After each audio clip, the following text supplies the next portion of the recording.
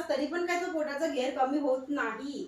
तर जर तुम्हाला पोट कमी करायचं आहे, तुमचं वाढलेलं फुगलेलं पोट कमी करायचं आहे, तर मी असे छान छान तुम्हाला प्रॅक्टिस सांगते।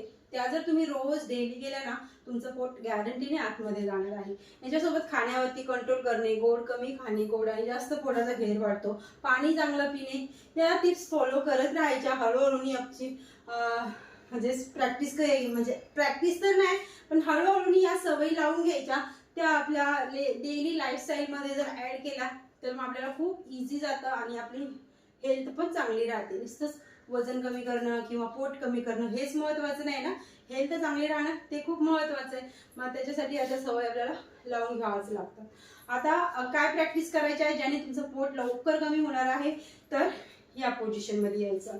इथे हा हात असा करायचा आणि इथे लॉक करायचा, पायामध्ये हलकसं अंतर, हा हात ओपन ठेवायचा, या पोझिशन मध्ये जायचं।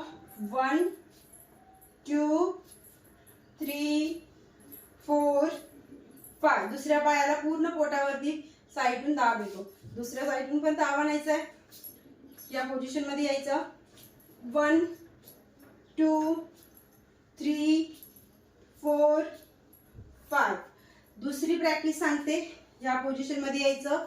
1 2 3 4 5 6 7 8 9 10।